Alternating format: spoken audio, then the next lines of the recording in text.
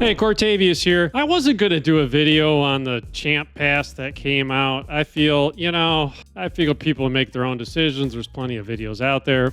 But now the Forge Pass came out. So there's two passes running simultaneously, both of which want money. So then I'm like, all right, what am I doing with these? I am one that typically has bought the Forge Pass. I've bought Champion Passes in the past. Obviously, my free-to-play account's not even looking at these. I'll just do the track on the Champion Pass, and the Forge Pass, I'll just do the top champ because I'm not spending money. So it is what it is. But for those who would spend money, I guess the question is there value here? The Forge Passes, historically, this top tier's free. The second tier has typically had value to it because you have the XP boosts, which come with higher XP, which helps you get more value out of champ training. Hey, before we go on, click the link in the description right now and you can get the great legendary poisoner, Narma, along with 3 epics. You get Anax, Mausoleum Mage, and the best epic in the game, Uugo, as you progress. All you have to do is follow 4 steps. Step 1,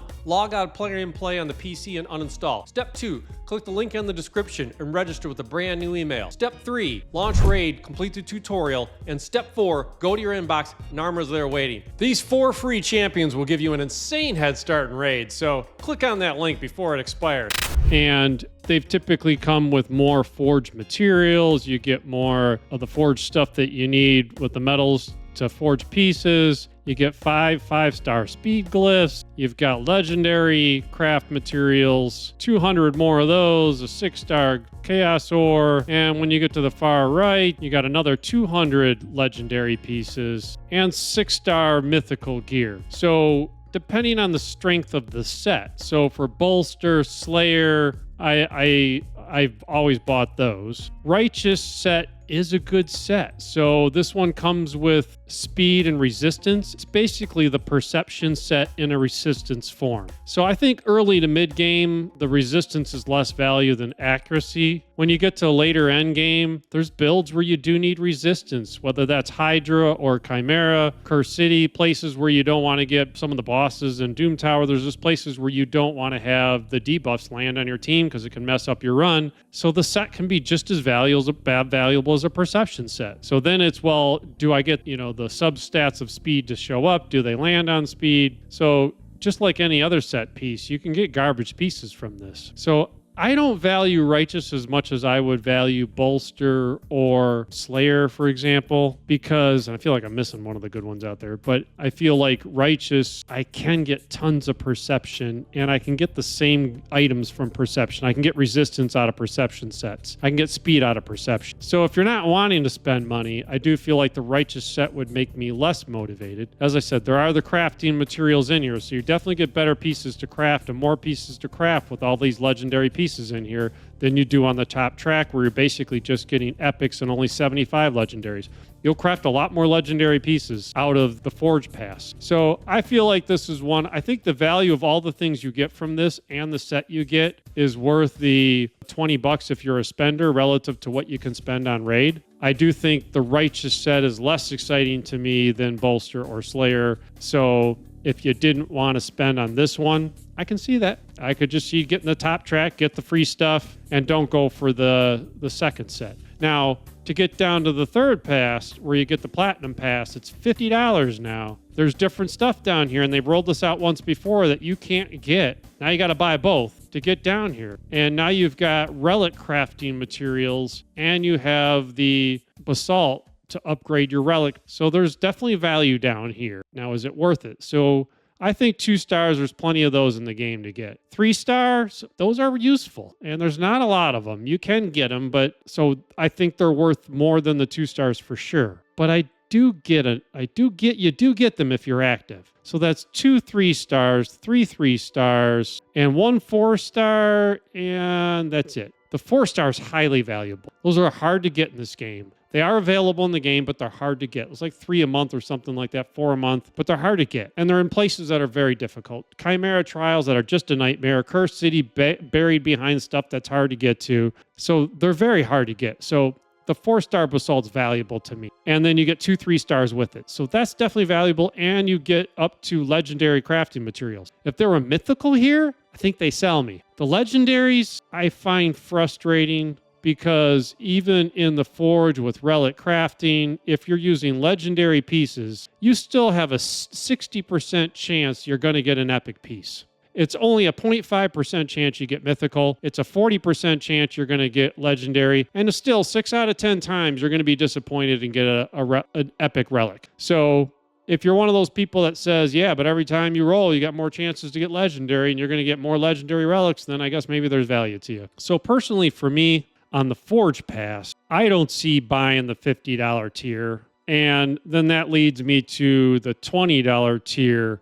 Am I interested in getting the $20 tier just for the 6-star mythical chance on righteous gear and all the XP boosts? There is a fusion going on, so those are helpful, but I can get plenty of champ training points without them. So personally, I think I'm bailing on the Forge Pass. I think I'm just going to take the basic free. You don't have to decide today, because you can just keep working on this thing and then at any point decide. I will say with the XP boosts in here, if you waited till the very end to pull it, then you didn't take advantage of those XP boosts, you lost some of the value. So if you are going to buy the second tier and take these XP boosts, there's one on day one, so I wouldn't wait too long.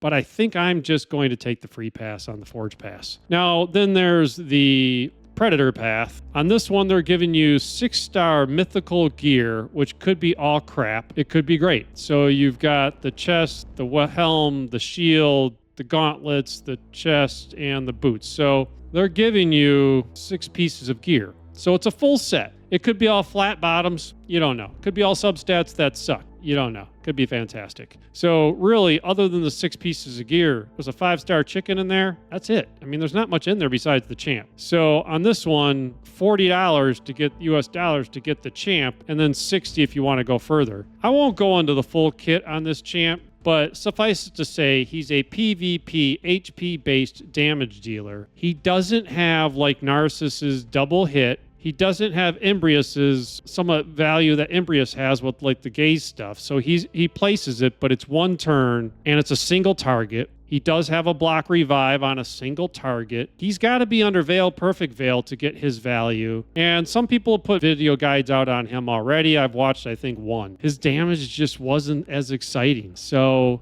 if you're early and you're progressing and you're a spender on raid, to get the pass, it's $40, It's definitely a cheaper way to get a champ that's guaranteed in this game versus buying shards. But I will say, there's no champ in this game you have to have. So do you need to spend $40 to get him? No. Is he a champ that brings something that other champs don't bring that'll be damage dealers? He'll be extremely helpful if you're young and if you're progressing and you get him. If you're late game where you've got plenty of nukers, I don't see that he brings something that other nukers don't bring better. So I think he's fun. I think he's useful, but I don't think he's unique. I don't think he's crazy. And I don't think his damage was impressive. Do they buff a champ that's a pass-only champ? I don't know. I have Xena and I have He-Man. I think I bought both of them, and they're still in my vault. I never use them. So personally, I think if I get Predator, I'm doing it just for nostalgia or the fun with the IP, because I love the Predator alien theme. Lizardman, I have TX. So if you have TX, I don't know what you do with him. Some people don't have damage in the Lizardman faction. He can bring damage, which will help in faction wars. But are you paying $40 for a faction war champ? Is the question with him. So I just don't know how exciting that would be to me. So personally, I think you're paying $40 because it's Predator and they sucked you in with the IP, and you get a pretty good damage dealer out of it. If you're looking at it going, I don't want to spend money. Do I have to spend money? Is he a must-get champ for $40? No, he's a cool IP damage dealer, but he's not. He is not one that, boy, if you get him, you're going to regret it the rest of your life. I feel like Leo I would have spent money on. Predator, he's force-based too, so he's going to weak hit on certain spirit affinities. I don't know. So he's enough said. I think it's the short story I guess I get to is he's definitely a good damage dealer who will be useful in the faction and useful in some kind of content like that. But he's not critical. You're buying him because you want Predator. I think that's the main reason I think. So that's my view of the two sets. Once again, with him as well, you got 13 weeks to make a decision. There's no rush on this guy. So what I would do is if I want to buy them, if you're thinking about buying them, but you're not quite sure, just wait. You got 13 weeks for people to figure out what he does and put content out. And maybe you see some content that makes you go, ooh, I want to pick him up then. 13 weeks goes by and he kind of falls away and no one's talking about him in 10 weeks. Then you just kind of realize, well, maybe I don't need to buy him because it's just not as motivating. So don't rush out there and pick him up because he's not going away. It's not like they're going to run out of predators. You know, he's in here and he's guaranteed. He's just to spend him and get him. So I'd wait and just make sure you find the value there. Unless you're just predator geek kind of person, you want to pick them up today, then that's your call. It is your money. So anyway, that's it on the 2 passes. Hope there was some helpful analysis there or thought process. And as I said, I haven't decided on Predator. I might pick him up just because it's the IP and I do enjoy it. But it is $40 and I think he sits in my vault. So I'll just have to figure out. I got 13 weeks to think about him. I will not buy him anytime soon. I'm not going to be one of those content creators that buys him just so I can show you the builds. No, I am always the practical guy, and I don't know that he's worth it. So I'll sit around for 10 weeks at least and just see what happens. I'm not rushing out to pick him up. TX does work for me already. So anyway, that's my views on those passes. Hope they help. Thank you.